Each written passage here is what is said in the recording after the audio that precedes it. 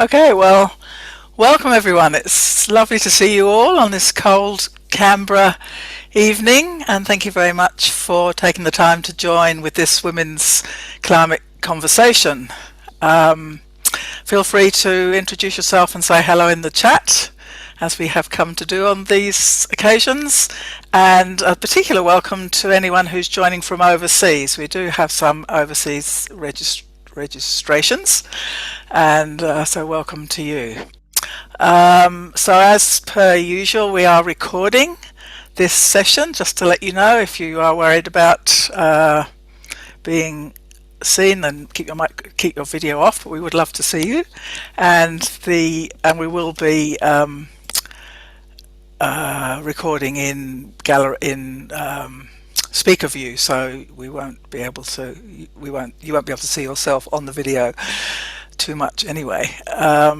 Just trying to keep myself onto spotlight. There you go.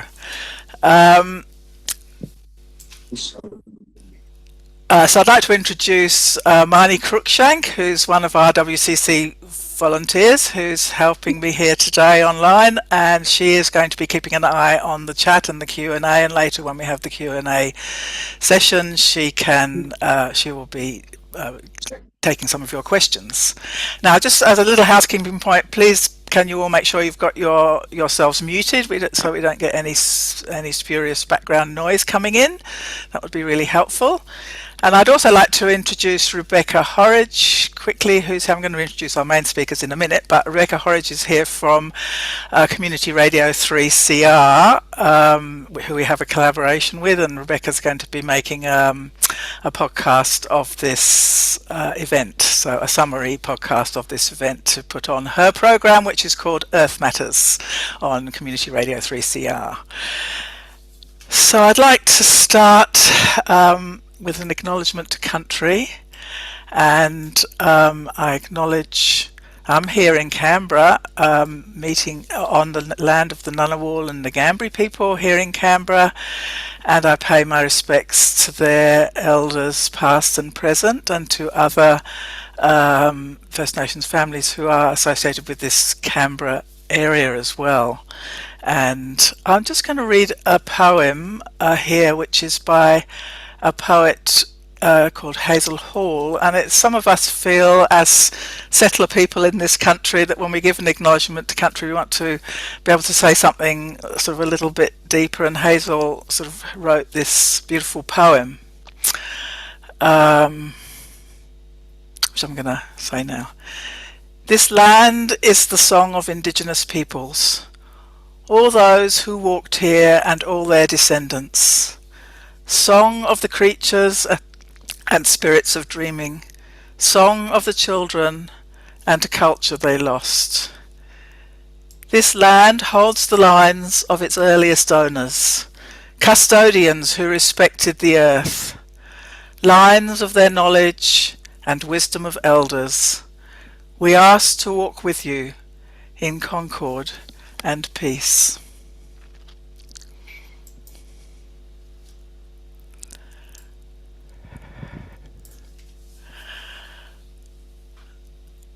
And I pay special welcome to any First Nations participants who are online, and of course one of our wonderful guest speakers, Susan Moylan Coombs, is a First Nations person, and we will be introducing her shortly. Our purpose in these conversations is to share information, to elevate women's voices and priorities, and give participants a sense of being part of a movement. In all our diversity, women who are working to secure the climate and elevate human and planetary well-being, justice and care for future generations. We hope that our participation here together today will help promote action and a sense of purpose to lift each other up in these endeavours. Our topic today is caring for future generations and all Earth life. To help us leave our busy day behind and settle into our time here together, I just invite you maybe just to spend a couple of moments, maybe taking some deep breaths, putting your feet on the ground, feeling connection to the earth, and just letting go of your any busyness that you had coming into this meeting, getting into the Zoom at the last minute, losing the link, all that sort of thing.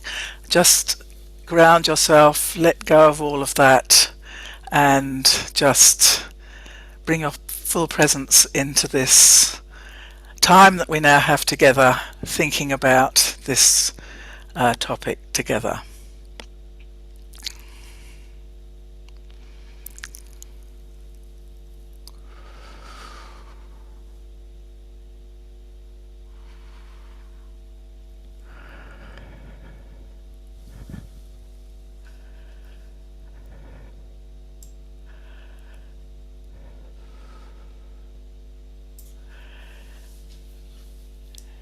And when you're ready, coming into the conversation, we know that climate change is already impacting human and planetary health and well-being, and if unchecked, will inflict potentially catastrophic impacts on humans and all life on Earth within this century, and certainly within the lifetimes of younger people and children today. But this threat to human and planetary well-being rarely seems to make it into the headlines in political discourse, where the shorter-term consideration of the economy and jobs remains the focus. Through conversations with many hundreds of women, the WCC has developed a Charter for Change. And I think Marnie's going to put a link in the chat, and I would encourage you to go there and have a good look at that if you haven't seen it before. But I'm just going to pop up on my share screen.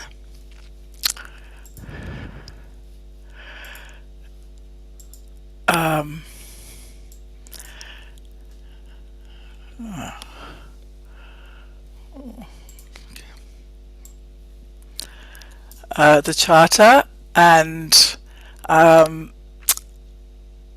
so the Charter has got 11 themed actions for change after the opening statements, which I've just shown you there. And then there are some actions which were for immediate actions to secure the climate. There's 3 of those. And then there's actions for longer term human and planetary well-being. Whoops, what have I done? Lost it. There we go. So these are the things, the actions for long-term human and planetary well-being are the things that when you sit people down to talk about climate change and talk about the urgent things, these other things always come into the conversation, because you can't really have one without the other.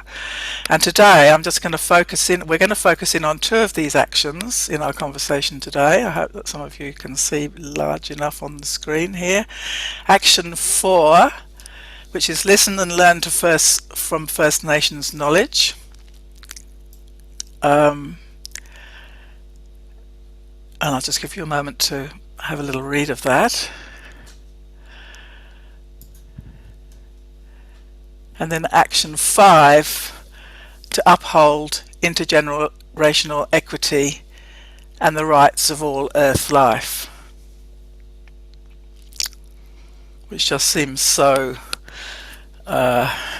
necessary or needed at this time, when the impacts of climate change are going to be so great for the generations coming along. So you can see also some of the other themes in our actions for long-term planetary human and planetary well-being, which of course are related to these other actions that we're talking about today. They're elevating compassion and kindness, supporting artistic imagination, paths and policies for non-violence and peace, adopting life-sustaining economic models, citizen participation, and supporting education. So I'll stop sharing that there. Whoops, get back to my notes. So we have here with us today 3 amazing guests who are going to help us with this conversation, and Marnie's going to share their full bio details in the chat so that I don't have to read out a huge amount of detail, but I'm going to give you a little introduction to them, and when they speak in a minute, if you want to fill in anything further, then they can. So the first guest I want to introduce to you is Susan Moylan-Coombs, who is the founding director of the the Gaymara Gull Group, which she established to create a new story of connection and well-being for all Australians by facilitating a voice for First Nations elders in the contemporary social space, empowering youth and providing a two-way cultural translation. Susan's ancestry is Woolwonga and Gurindji from the Northern Territory, and she has a lot of expertise in community consultation, empowerment and facilitation of voice and storytelling. She's been a TV producer for the ABC and the National Indigenous TV channel, and on a number of boards and committees. She's part of the stolen generations, and so she's also got lived experience of trauma associated with removal and loss, dispossession and disconnection.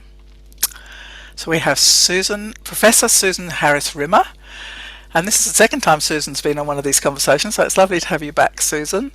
And Susan's Sue, I should say, is the director of the Griffith University Policy Innovation Hub, which helps policymakers solve policy problems through evidence-based collaboration and multidisciplinary work. Sue works at the intersection of human rights and politics and researches gender dynamics in transitions and leads or has led many academic and human rights programs. She has been named as a woman of influence in Australia and overseas. And this is something that's not in her bio, actually, which we probably should have put in there. She is the co-author of the recently released book Climate Politics in Oceania, Renewing Australia-Pacific Relations in a Warming World. That seems a very important piece of work just at this time, where she co-authored that with Caitlin Byrne and Wesley Morgan. And I think Marnie's going to put a link in the chat to that. In recent times, Susan's been advocating for long-term thinking in Australian policy making and is a board member of Foundations for Tomorrow, and we're going to hear more about that in a minute. And then I'd like to introduce Dr. Elise Stevenson, who is a research fellow in the Global Institute for Women's Leadership at the Australian National University, as well as an adjunct in the Griffith Asia Institute, and I think in another agency at the ANU, which has got lost in my notes, the National Security Centre. Maybe Elise can fill us in on that in a minute. Elise's research focuses on intervening at critical junctures to ensure equality in frontier international affairs and to solve the grand challenges of our times, including intergenerational justice, climate justice and democracy. She's won a number of awards, prestigious scholarships, and is recognised as one of Australia's top LGBTIQ+ leaders. So as we go along with the conversation, please feel free to put your questions in the chat as we go. And as I said, Marnie will keep an eye out so that we get a good Q&A at the end. So I'm going to start with a question for Sue Harris Rimmer. Just finding her there. Now, in 2016, Wales was the first international jurisdiction to appoint a Future Generations Commissioner. The UN has called for other countries to follow suit, and in our WCC Charter for Change, if you drill down online into the more detailed document, we recommend that this model is followed as well in Australia. And I believe you've been doing some work to promote this in the Federal Parliament. So can you tell us about the Welsh Future Generations legislation and also about the work you've been involved in with the Intergenerational Fairness Coalition? And with so much at stake in relation to climate change, how does this work open up new ways to fast-track change? Sure, I'd be delighted. So first I'd like to acknowledge I'm on Jagera and Turrbal land, and I pay my respects to the elders here, but also I always acknowledge the Wiradjuri people from Coonabarabran, which is where I'm from, and has shaped my ideas.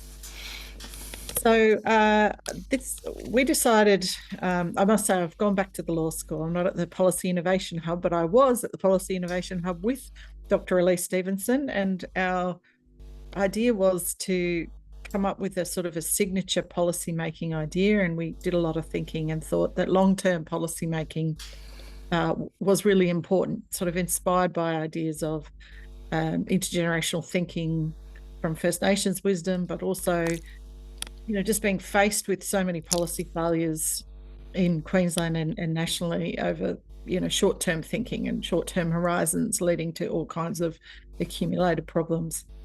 So with a series of really amazing members, including the Healing Foundation, who are very focused on intergenerational trauma, which I'm sure Susan will be able to attest to their amazing work. We started thinking about how to design a coalition, a small group of people who would be focused on essentially how to bring about intergenerational policy. And we looked initially to Wales as an example. Wales is the first jurisdiction in the world to legislate for future generations thinking in a really meaningful way, and their situation, their Wellbeing of Future Generations Act, has some serious teeth to it.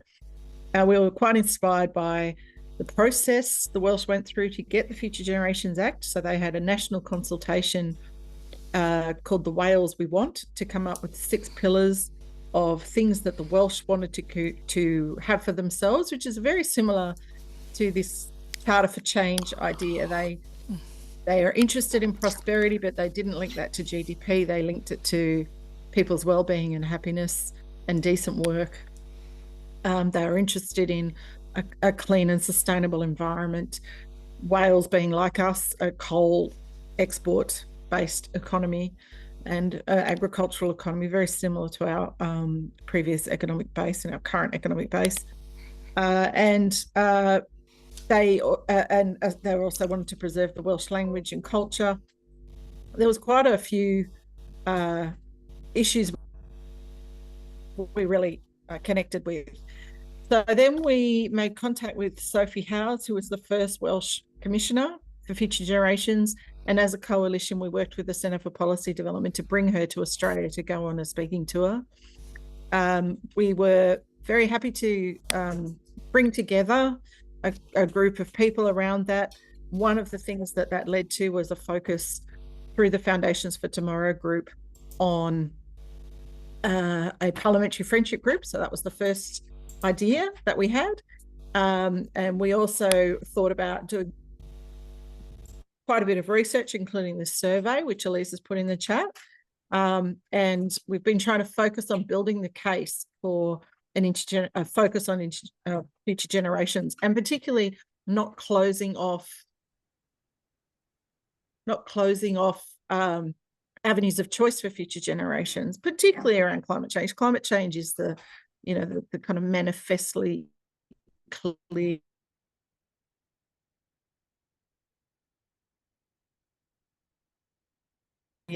future generations challenge by Sophie Howes, by Sophie Scomp's, full of Sophies. That friendship group have decided that they would like to pursue a private members bill, but with cross-coalition support. So we're looking forward to that coming through the Parliament. It will be also supported by Bridget Archer from the Coalition, and it has had very broad cross-party support.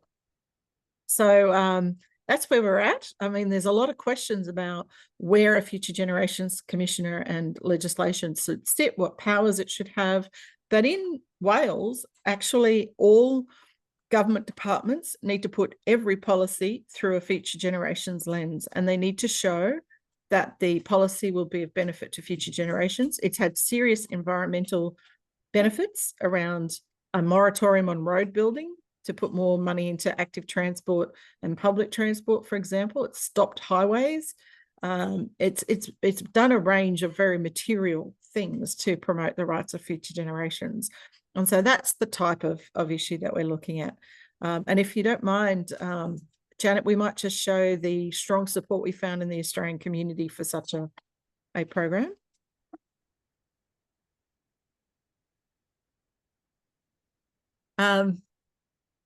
So that's quite small, isn't it? Sorry about that, if we can make it slightly bigger. So this is research that Elise and I did with Taylor Hawkins from the Foundation for Tomorrow. Oh, there we go. Great. And as you can see there, very high proportion of our sample, it was 1,000 sample, agree that politicians should take into account future generations, that the politicians are taking too short-term timeframes, and that it would affect their vote if politicians could take longer-term thinking. And some of the highest priorities, of course, for people were healthcare and children for youth, but also gender equality and climate there. So this is a useful piece of information. 8 and 10 agreed that we should have a commissioner for future generations or similar.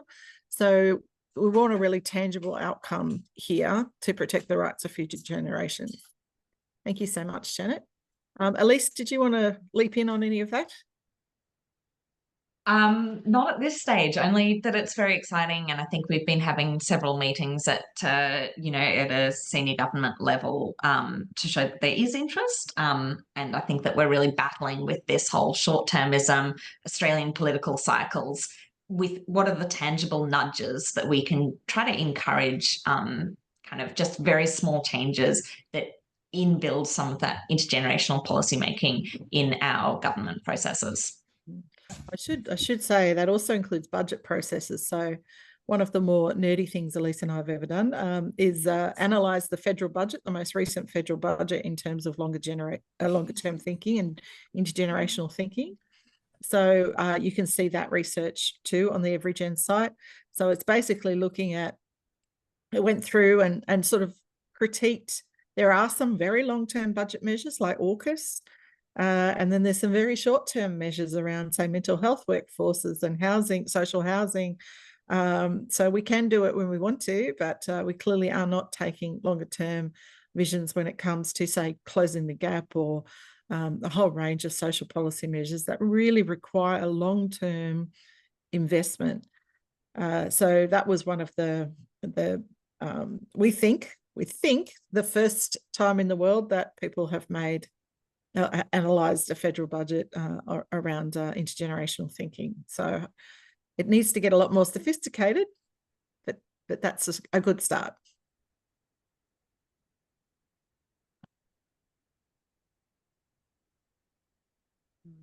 I think you're on mute. Sorry, Janet, just on mute there.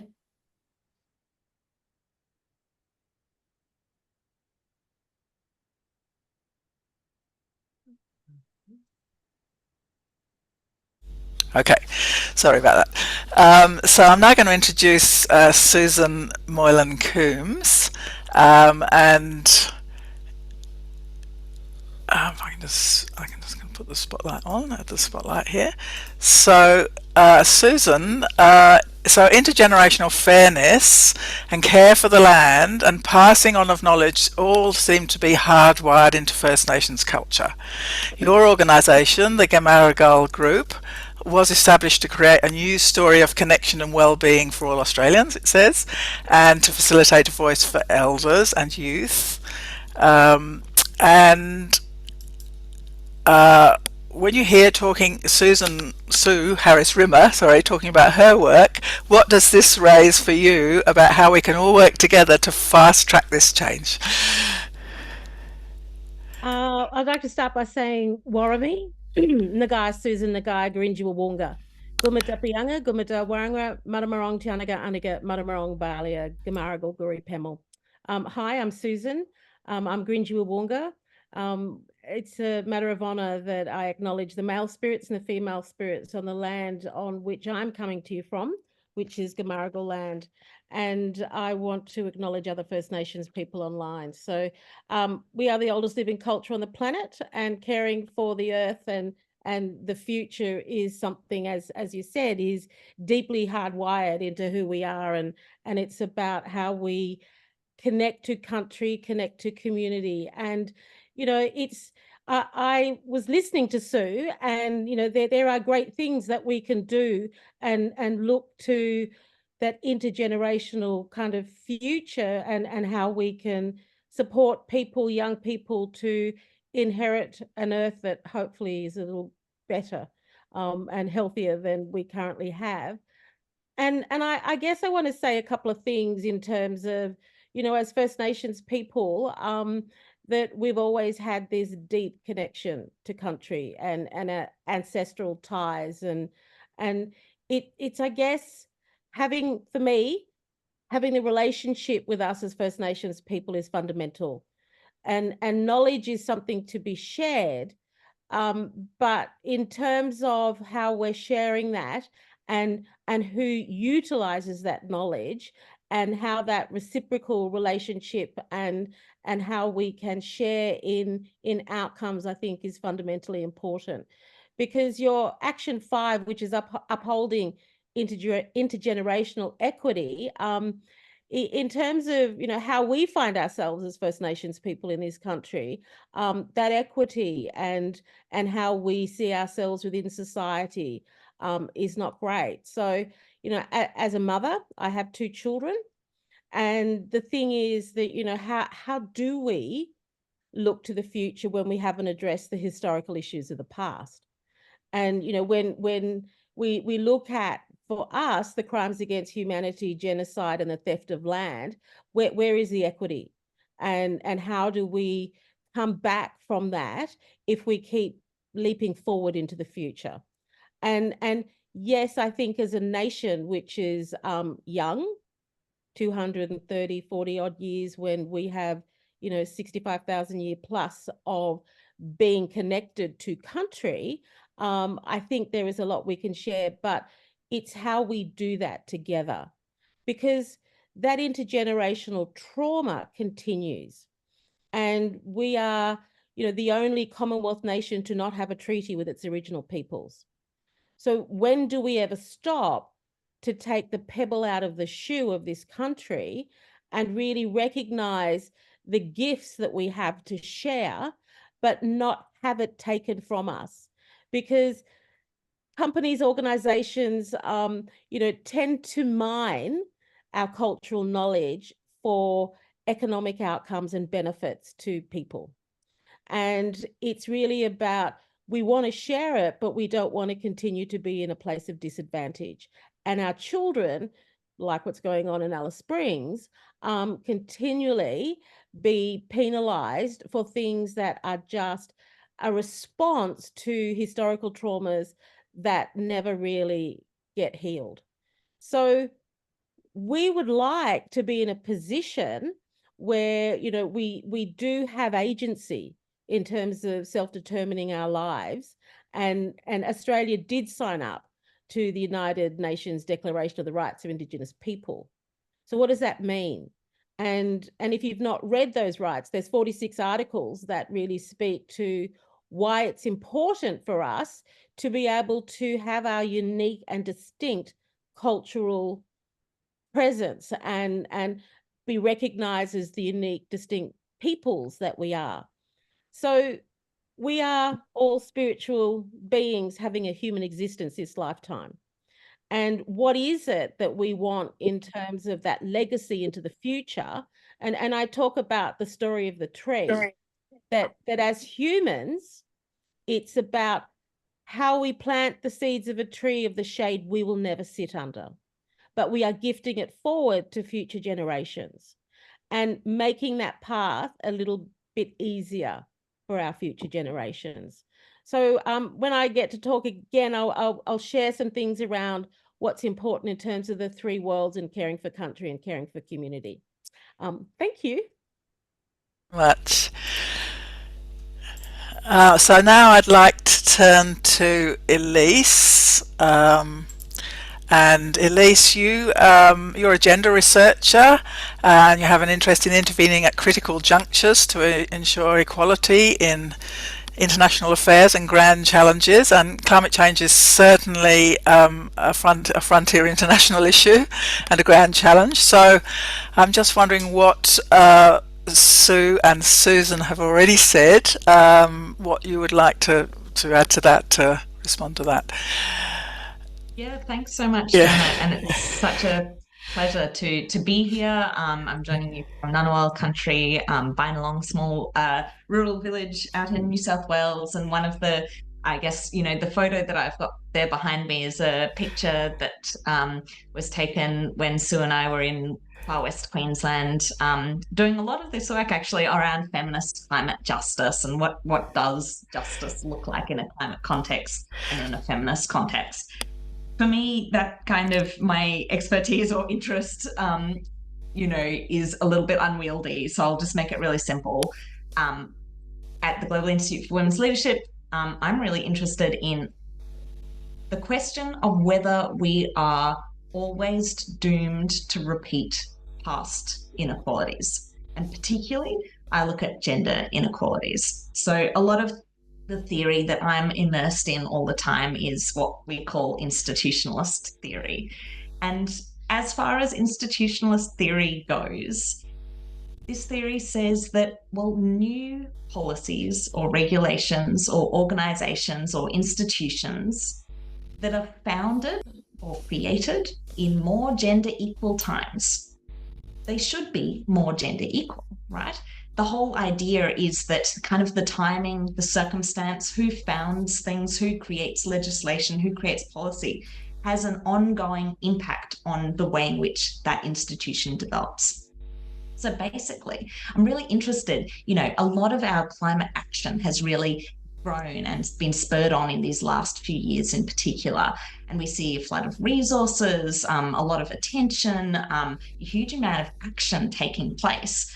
But for me, it's really kind of critical to understand, well, are we in the creation of these new policies and in the creation of these new institutions, in the creation of new businesses that are kind of taking climate actions, are we just repeating the same old gender inequalities, or are we fundamentally redesigning systems? Now, the way that I see it, there's a few negatives and there's a few positives. The negatives are probably kind of a bit self-evident, and I know that this is a very learned audience, but I'll speak to some of the statistics. So whilst we know that the environmental sector has had kind of a long history of being quite female-led, First Nations-led, led by a lot of LGBTIQ plus people, people who traditionally and often been marginalised, they're often at the forefront of our environmental movement. And we see that in all kinds of participation around climate change, but also the environmental sector more generally. Yet, they're still not represented to the same level in leadership. They still face really difficult challenges when it comes to getting finance or funding for environmental measures or for climate actions. Also, existing social inequalities in our wider society also impact on women. Roughly women do between 2 and 10 times the unpaid domestic labour of men globally. I mean, all of these sorts of things hamper the time, not to mention the energy that we've got for other really important things like climate action. If I add to that, roughly a quarter of national parliaments in 2021 were represented by women. Only 10 of the 140 heads of delegations at COP26 in 2021 were women. Women comprise only 5% of executive board members in the very male-dominated power and utilities industries in 2019.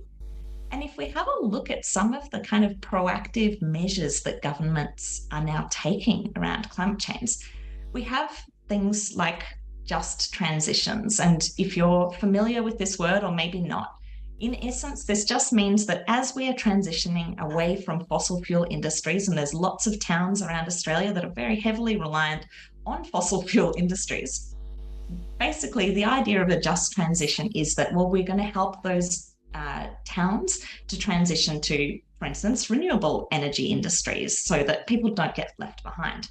Now, this is really great in theory. However, a lot of the focus of just transitions is still on very male-dominated industries. So very heavily male-dominated industries are getting a huge amount of resources and support and funding to transition through this climate kind of process, yet we're not seeing the same sort of transition happening for more female-dominated industries like healthcare, for instance, or nursing or education. So we are seeing some real inequalities here.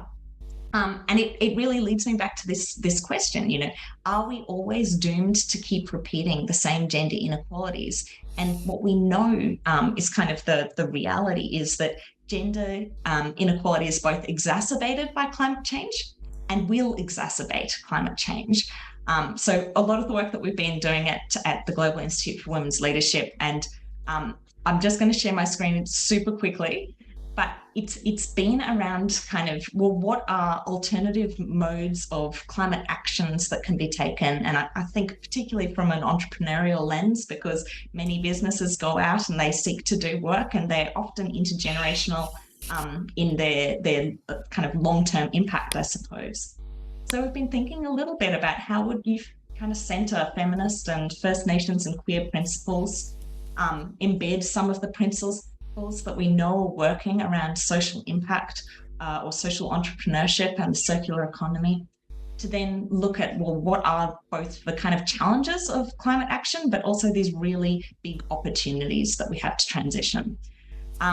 There's a lot there. I think that we can talk about this for much longer, but I might hand back to you, Janet, to facilitate some more questions.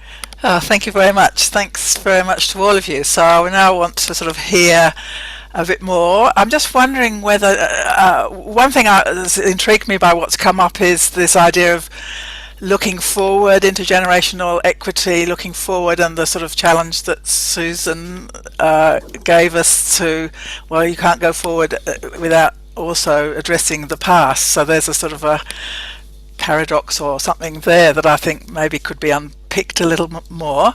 And I also know that Rebecca's got a question that is probably quite relevant.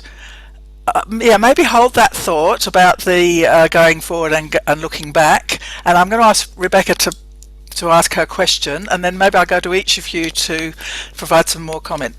So Beck,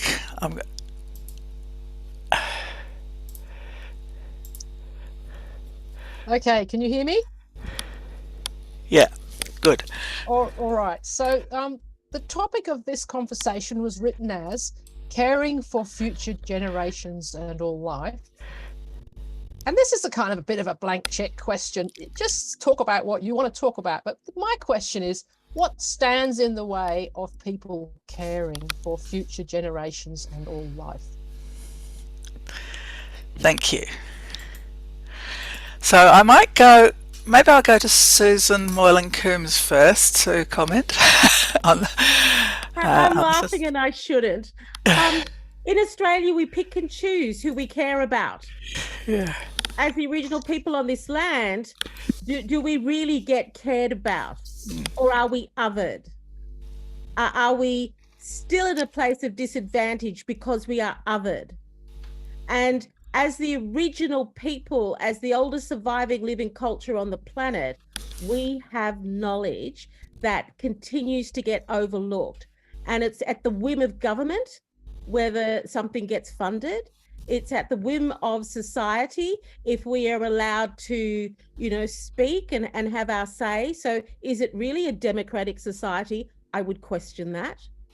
And when my local MP tells me that I can't speak in forums leading up to the referendum, this is not a democratic society. And you would probably be horrified if I said her name, because it's already been mentioned. So there you go.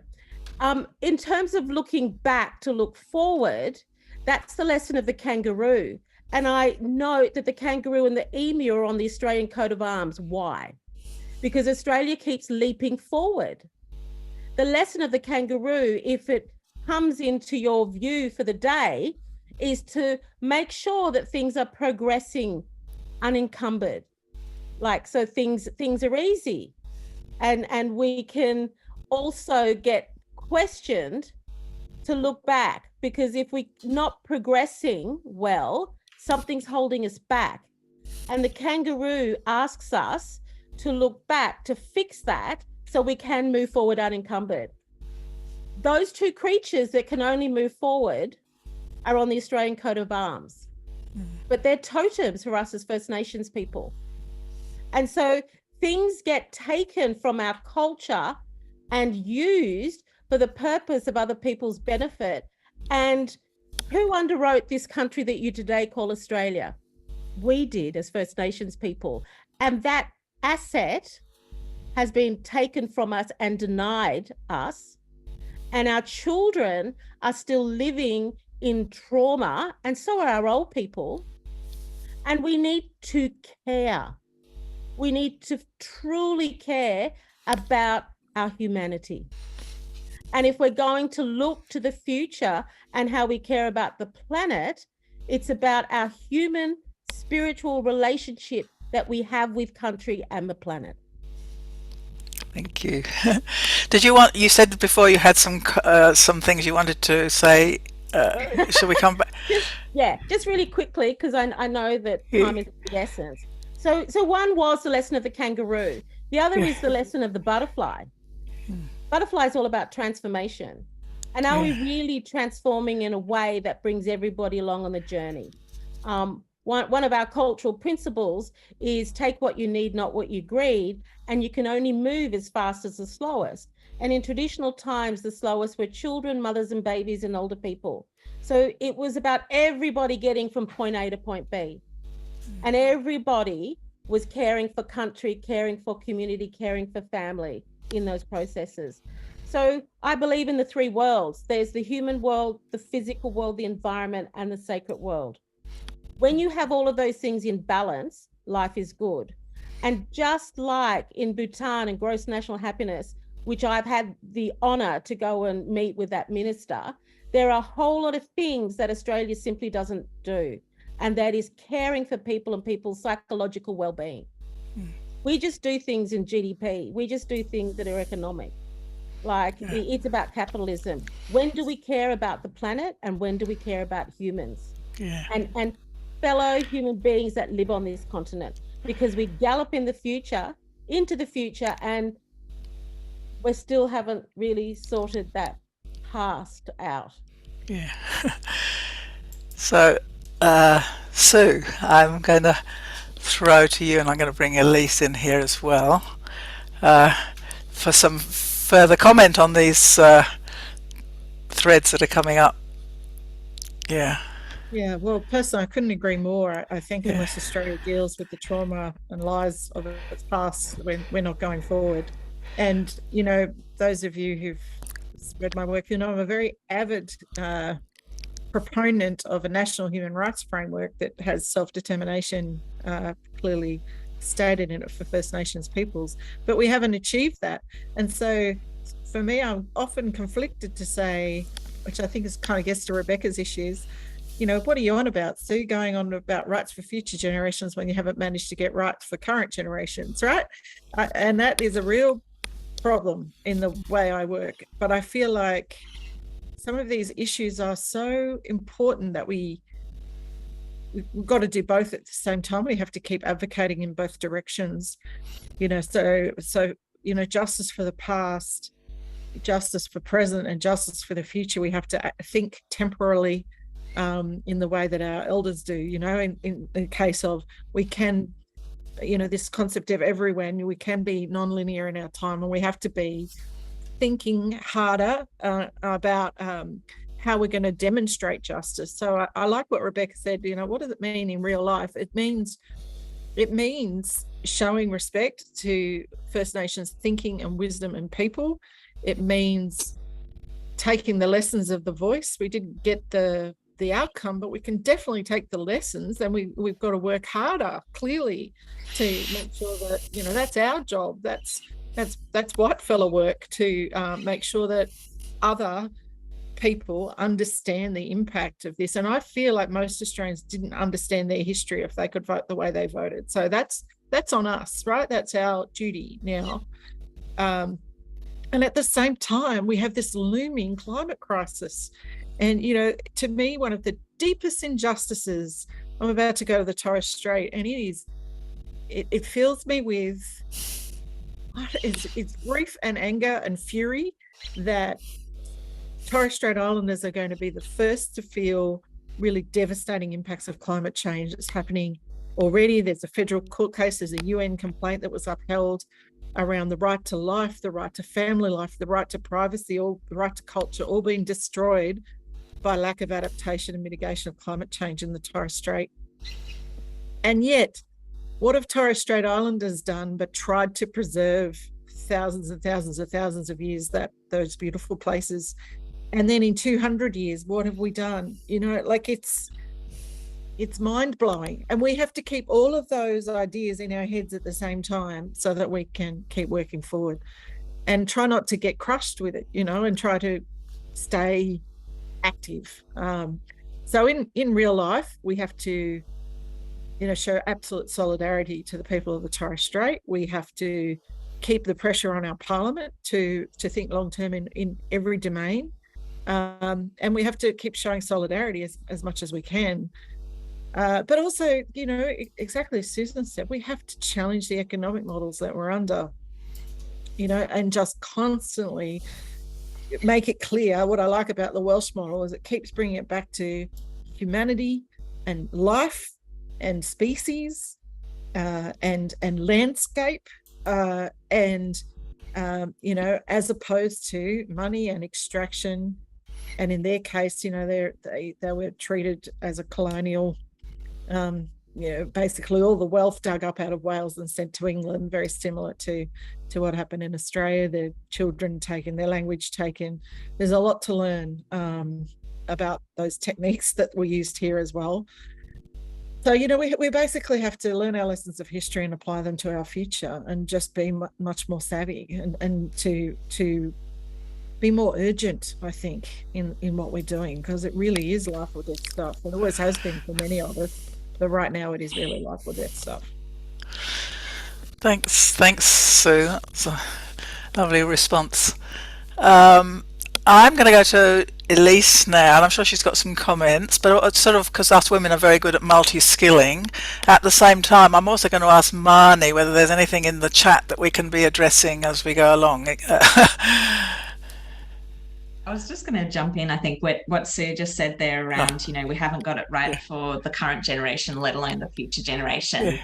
I think for me, this really comes to the second part of, my argument earlier, which I conveniently left out, and that is that new institutions are also have much higher plasticity. So we have much greater ability to change things right now when it comes to the new climate institutions that we're setting up, whether that's rules, regulations, legislation, organizations, new structures, new businesses, all of this sort of stuff. We have the best chance to get them right and influence things from the start right now. And that even just by changing things by 1 degree right now means that in the future, instead of landing here, we land here. Right. So I think that this is the intergenerational approach to that kind of walking, with both feet, or, kind of, you've got to have 1 foot in the current, 1 foot in the future, and be kind of constantly looking around you, learning from the past, having an eye on where you're wanting to go. Because I think that, and I know some of Sue's work in climate justice really reinforces this, but whilst people absolutely in Australia and elsewhere see climate change as an issue, it's often seen as a future issue. And I suppose the thing about this whole kind of our discussion is that the impacts of climate change are absolutely already being felt. They will be felt even more in the future. And our whole framing around climate change as kind of, a really big issue for future generations means that it then almost gets put in the future problem basket, so that, if we have what's deemed more pressing concerns right now, we prioritize them over some of those future considerations without realizing how kind of intangibly connected they are. You can't remove them from each other. So I guess this is the really tricky thing when it comes to actually sitting down then and dividing resources. At the end of the day, we do have finite resources in terms of funding, government funding, even just honestly hours in the day. And I'm sure, as everyone has experienced here, your energy to work on these sorts of issues. I think that getting savvier about what are the things that we can be doing right now that also have a really positive impact on the future is really key. And then secondly, thinking about what are those little nudges. So for us, thinking about the Commissioner for Future Generations as one model is really important. But Sue and I have also been doing kind of thinking around, are there cabinet processes, so that every time a bill goes through Parliament, you have to at least have, ticked a box to say, yes, we've considered the impacts on future generations, with the hope that that tick box has also required some work by departments to actually ensure that there's rigor behind that process. So I suppose, what are those small steps that can move us one degree closer? noting that that might get us 30 degrees further in the future than today. Marnie, is there anything in the chat now that we can bring up? Sue has very helpfully replied to a question from Michelle, who was asking about Pocock's duty of care bill. We also have Kirsten, who asked a question around delays in introducing certain legislations, introducing sort of like a replication of the Welsh model in Australia. I think sort of what Elise was speaking to before about the work that she's done with Sue in terms of having these check marks when bills go through cabinet. These everyday practices are probably questions that people are asking. What can we do on practical measures? And I think that also feeds into a question from Susan. I know, Quantum Mooka Woman and Marinjaba, Aileen Morton Robinson has sort of spoken about these everyday ways which we can be in our bodies differently as settler women. So just like treading more gently on country, for example, just watching where you put your feet.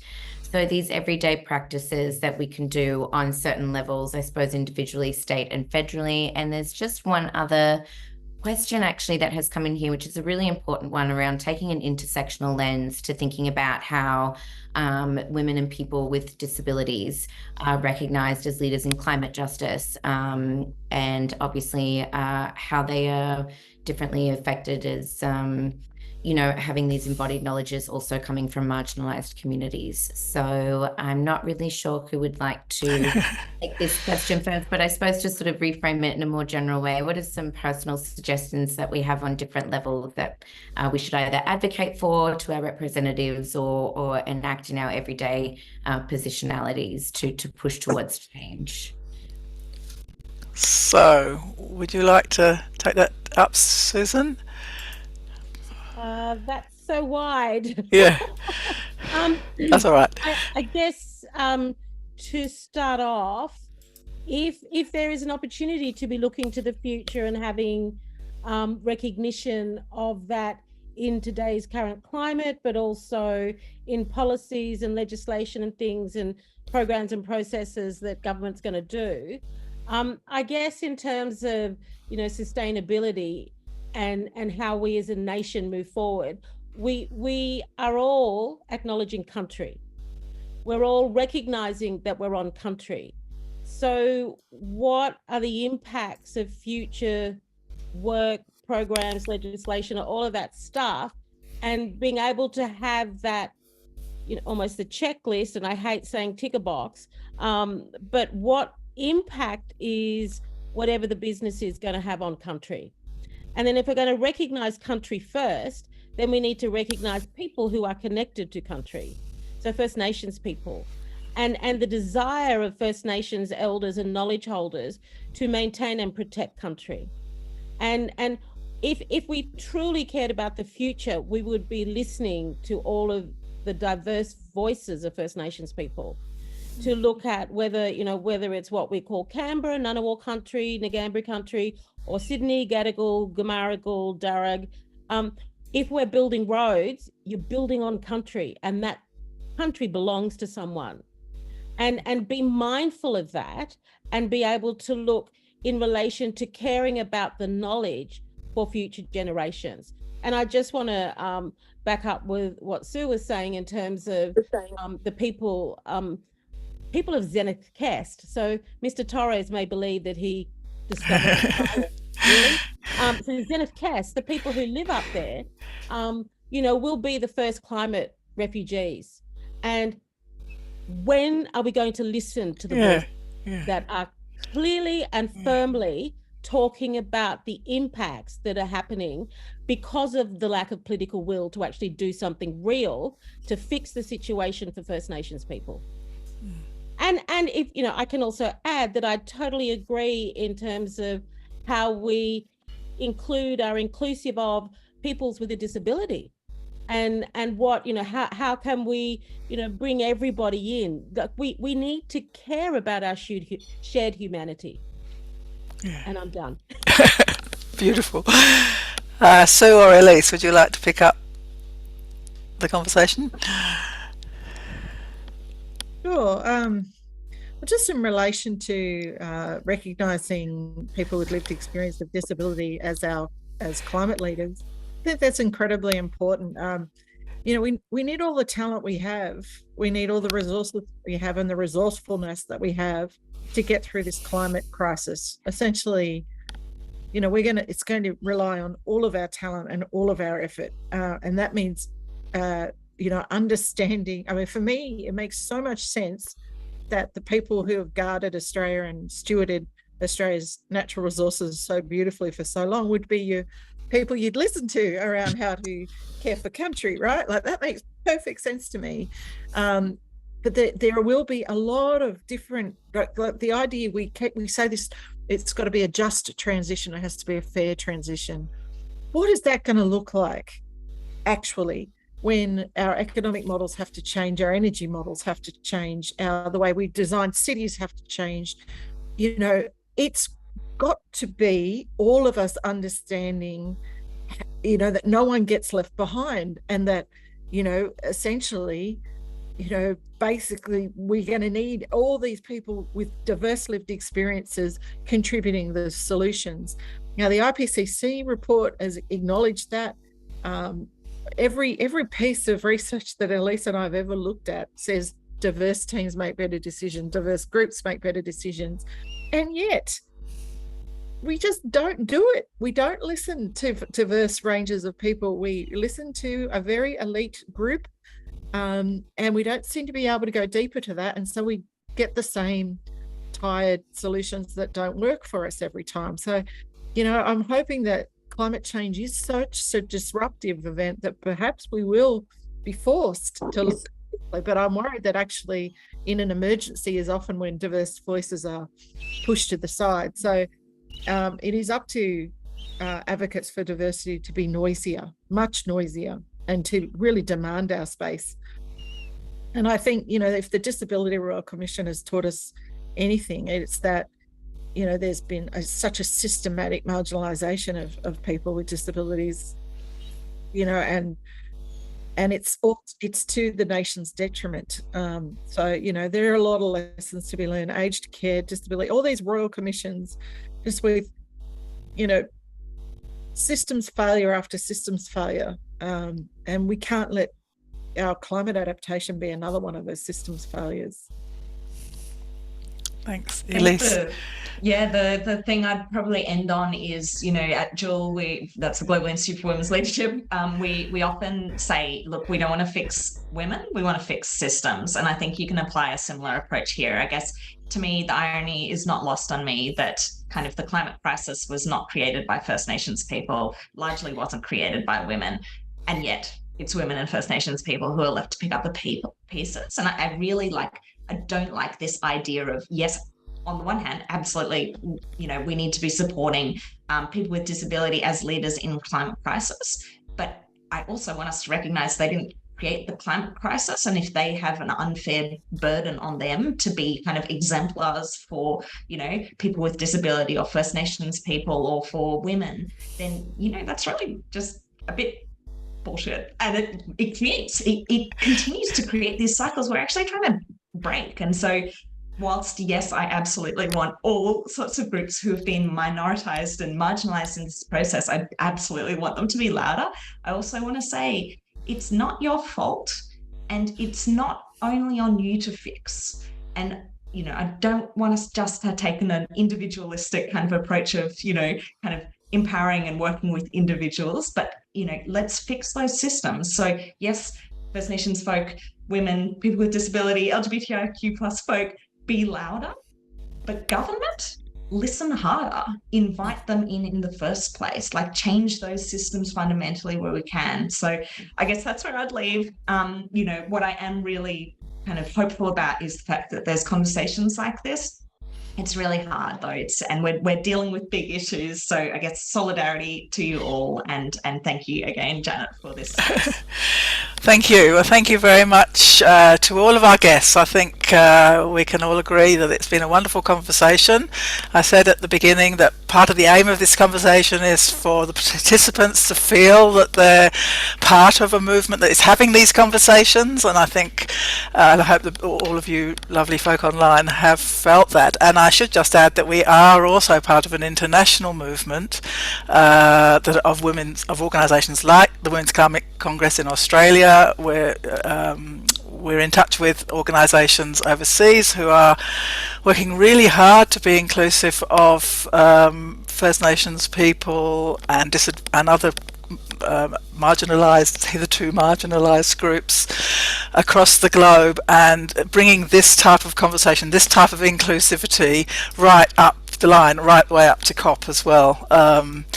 And each year it's getting a bit stronger and a bit stronger, and we can just keep chipping away at it, I guess. So if you have enjoyed this conversation tonight, I hope that, and you aren't already a member of the Women's Climate Congress, you can go on our website and there's a join us little thingy there. We'd love to have you as a member. And if you happen to live in Canberra, I just want to give a little spruik, because we're having an event at the weekend at the National Film and Sound Archive in Canberra. It's a film screening of a film about Antarctica. It's called Antarctica, the Giant Awakens, and it's on one level about some quite challenging science of what's happening in Antarctica in relation to sea level rise, but on the other hand it's also about an awe-inspiring connection to nature that environment brings to people who go there. And on another level it's also about optimism of some young scientists who are featured in the film and their hope for the future that we can bring about by all working together. So if you're in Canberra, go to our website under other events, or other events, and you'll find that that event there, and do come along to the National Film and Sound Archive. So thank you again to our wonderful speakers. Thank you so much for your very generous contributions to the conversation. Thank you to Marnie for looking at the Q&A. Thank you to Rebecca for making a podcast for us and for your wonderful question. And thank you all, dear participants, and hopefully we'll see you next time. So good night.